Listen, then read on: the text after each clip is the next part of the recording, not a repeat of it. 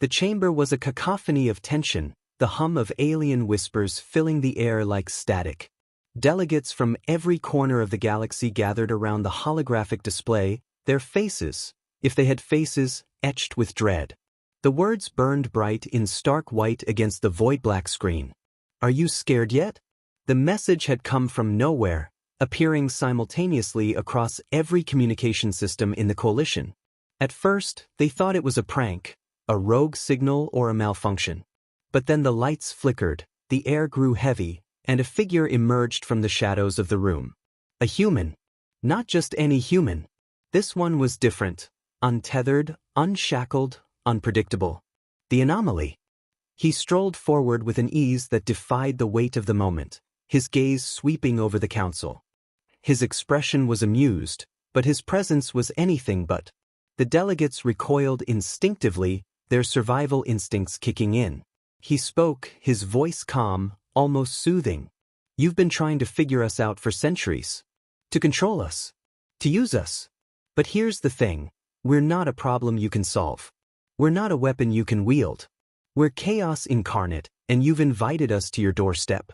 The lights dimmed further, leaving only the glow of his piercing eyes and the ominous message on the screen. As if to punctuate his words, systems across the station began to fail, airlocks opening, shields flickering, and emergency sirens wailing. "You wanted a weapon," he said, his grin widening. "And now you've got one." The room erupted into chaos, but it was too late. The anomaly had already made his move, and the galaxy was about to learn what it truly meant to face humanity unleashed. The world was once a garden of order, a masterpiece crafted by divine hands. The gods had shaped it to perfection, each corner of existence humming with balance and purpose. Mountains stood as monuments to strength, rivers as symbols of grace, and the stars themselves as eternal sentinels of harmony. Every mortal knew their place, and every life followed the grand design. But perfection has a flaw, it leaves no room for change. In the heart of this idyllic world lay the city of Varith, a shimmering beacon of divine favor. Its people lived under the watchful eyes of the gods, their every action aligned with the celestial plan. The gods spoke through their emissaries, enforcing the law of balance with unquestionable authority. To defy them was not just forbidden, it was unthinkable. And yet, in the shadows of Varith, a single mortal dared to ask, why? He was no warrior, no chosen hero. Just a farmer's son with more questions than answers. But his defiance was enough. He challenged the divine edicts, questioned the fairness of their plan, and in doing so, unlocked something the gods had never foreseen, the power of chaos. For the first time in millennia, cracks began to appear in the divine order. Crops withered under perfect skies, storms raged without cause, and stars shifted in patterns the gods could not control. The world trembled as balance gave way to uncertainty. The gods, once omnipotent and unquestioned, now faced a new reality. The mortals' rebellion was not just a rejection of their authority, it was a catalyst for something far greater.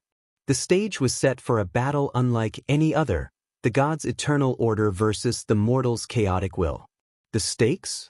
The very fabric of existence itself. The first sign of rebellion was a single question whispered in the sacred halls of Varith. Why must we obey the gods? No one had ever dared ask such a thing, and the very air seemed to grow heavy with the weight of the words. The priests dismissed it as a fleeting heresy, a seed that would never grow in the fertile soil of divine order. But they were wrong. The mortal, now known by whispers as Kale, began to spread his defiance. His voice, though quiet, carried through the streets, resonating in the hearts of those who had long felt trapped by perfection. He spoke of freedom, of choice, of a world that could belong to mortals rather than the gods. The gods took notice. At first, they sent their emissaries to silence him. Kale's home was burned to ash, his family exiled, and his name erased from the divine records. But Kale refused to bend. The turning point came during the Harvest Festival, a sacred event where the gods' blessings ensured bountiful crops. As the divine light descended upon the fields, Kale stood at the edge of the gathering and shouted, "Let the land grow without their interference." The fields withered instantly. Gasps turned to murmurs, then to screams. The gods' wrath came swiftly, a storm of fire and lightning meant to obliterate Kale. But as the flames approached, something impossible happened. Kale raised his hand, and the storm unraveled. Chaos spilled forth, bending the fire into streams of light and scattering the divine power into the wind. For the first time, the gods felt fear. Kale had done the unthinkable. He had disrupted the divine order. And with that, the conflict between the mortal and the gods had begun in earnest. Event 1. The River of Divinity. The River of Divinity, a sacred waterway said to carry the gods' blessings, was the lifeblood of Varith. Its flow never ceased, its waters nourishing the land and healing the wounded. On the morning of the equinox festival, Kale stood at its banks, the eyes of the gods fixed on him. "I ask you," Kale said, his voice echoing across the gathered crowd, "does this river flow for the gods or for us?" Before anyone could respond, Kale knelt and touched the water. The river froze, its currents halted as if time itself had paused. Priests screamed in terror, their connection to the divine severed. Crops began to wither, animals fled, and the people's faith wavered. The gods sent a surge of energy to restore the flow, but Kale countered with a wave of chaos. The river shattered into jagged ice and fire, its remains raining across the city. Reaction: the people of Varith were divided. Some saw Kale as a savior breaking the gods' oppressive control, while others cursed him for plunging their world into uncertainty. Event 2. The Fall of the Eternal Beacon. The Eternal Beacon was a towering flame lit by the gods to symbolize their unyielding presence. It had burned for centuries, unextinguished even by the harshest storms. Kale, now leading a growing rebellion, approached the beacon with a single torch in hand. As he thrust the flame into the heart of the beacon, chaos surged forth. The eternal flame flickered and died, replaced by a chaotic vortex of shadow and light. Reaction: the gods declared Kale a heretic and unleashed divine warriors to subdue him. Yet, even as their armies marched, the rebellion swelled, emboldened by Kale's defiance. The world trembled as the stakes escalated. The gods' power was no longer absolute, and the mortal world teetered on the brink of freedom or annihilation. The divine response: strategies to contain chaos. As Kale's rebellion spread, the gods and their followers scrambled to counter the growing tide of chaos. Each attempt reflected their desperation, their dwindling control over a world slipping through their fingers. Strategy 1. The Emissaries of Balance. The gods sent their most revered emissaries, beings of pure light imbued with divine wisdom, to negotiate with Kale. These celestial figures descended upon his camp, their voices calm and persuasive. "We do not wish to destroy you," one emissary said. "Cease this rebellion, and we will restore your place in the grand design." Kale's response was as simple as it was devastating. "Your design is flawed," he said. With a flick of his hand, chaos consumed the emissaries. Their forms twisted into shifting shadows, no longer capable of coherence. Result: the failure of the emissaries shattered the faith of many. The gods' messengers, once seen as infallible, were reduced to formless echoes. Strategy 2. The Divine Trials. The gods devised a series of trials, meant to demonstrate their superiority and prove Kale's unworthiness. The trials ranged from feats of strength to puzzles of divine complexity. Kale, however, used chaos to bend the trials to his will. In the trial of strength, he turned a raging storm into a gentle breeze. In the trial of intellect, he scattered the gods' puzzle pieces into infinite patterns, solving them all at once. Result: the gods were humiliated. The trials, meant to showcase their power, instead revealed their inability to control chaos. Strategy 3. Divide and Conquer. The gods tried to sow discord among Kale's followers, spreading lies and manipulating their fears. Yet chaos proved its loyalty to no one, and the lies unraveled as quickly as they were spun. Result: the rebellion only grew stronger, united by their shared defiance of divine authority. Every strategy to contain Kale and chaos failed, leaving the gods increasingly vulnerable. Their world of perfect order had no defense against the unpredictable. A closer look at human behavior. The paradox of defiance. The gods, in all their omnipotence, had always viewed humans as predictable creatures, emotive but ultimately pliable, bound to follow the divine order. But in Kale's rebellion, they discovered a truth they could neither comprehend nor control: the maddening paradox of human behavior. Humans are, by nature, creatures of contradiction. They crave order yet yearn for freedom. They fear the unknown yet cannot resist exploring it. They obey when it suits them and rebel when it doesn't. It is this contradiction that made Kale's defiance so effective and so dangerous. At the heart of human behavior lies an unrelenting drive for individuality. To the gods, Kale's rebellion was an affront to balance. To Kale, it was the essence of existence. He refused to accept the world as it was presented, not because it was flawed, but because he believed in the right to question it. Humans are also uniquely skilled at adaptability. When faced with a problem, they do not simply solve it. They reframe it, bending rules and creating solutions that should not exist. Kale exemplified this trait, wielding chaos as both a weapon and a tool for survival. While the gods relied on rigid structures, Kale thrived in the unpredictability of his own making. Perhaps most baffling to the gods was humanity's capacity for hope. Even in the face of overwhelming power, Kale and his followers believed in the possibility of change. That hope gave them strength, and that strength defied logic. To the gods, human behavior was chaos incarnate.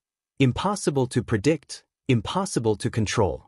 In their attempt to suppress it, they had unleashed a force far greater than they could have imagined. Kale was not just a mortal. He was the embodiment of humanity's defiant, contradictory nature. The celestial response, adapting to the mortal chaos. The rise of Kale and the chaos he unleashed sent shockwaves through the divine realms and mortal societies alike. Each celestial species and divine faction scrambled to adapt to the human problem, employing their own strategies, none of which worked as intended. The Seraphic Council, the isolation strategy. The Seraphic Council, a faction of higher-order gods, chose to isolate their domains from Kale's influence. They erected divine barriers, sealing off their realms from mortal interference. No prayers, no sacrifices, no mortal thoughts could penetrate their walls. But chaos, unbound by physical or spiritual limits, seeped through cracks they didn't even know existed. Rivers in their domains began flowing upward, constellations reshaped themselves into Kale's defiant sigil, and their divine halls echoed with mortal laughter. Result: the Seraphic Council declared Kale's rebellion a universal contagion, only to watch their followers abandon them for refusing to intervene. The Lumina Order, conversion by empathy. The Lumina, deities of light and compassion, believed that Kale could be reasoned with. They sent emissaries to appeal to his humanity, offering him a seat among the gods if he ceased his rebellion. Kale listened politely and then asked, "If you truly value freedom, why demand my submission?" The question unraveled their argument, and when the emissaries returned empty-handed, their followers questioned their authority.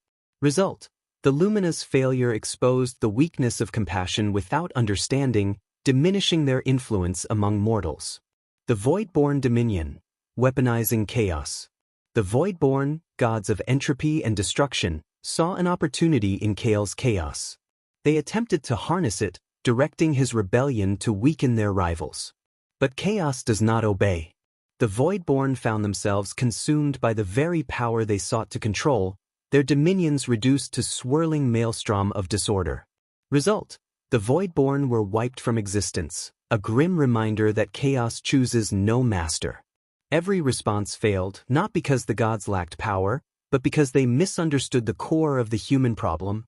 Chaos was not just an anomaly, it was a reflection of humanity's greatest strength, the refusal to accept limits. Conclusion: the warning of chaos. The celestial apex now lay silent, the gods retreating into the shadows of their shattered authority. Kale stood amidst the wreckage, not triumphant but resolute. The world had changed irrevocably, not through the power of chaos alone, but through the choice to question and defy what had been deemed unchangeable. The gods, once untouchable, had learned a bitter truth. Perfection was an illusion, a fragile construct meant to keep mortals compliant.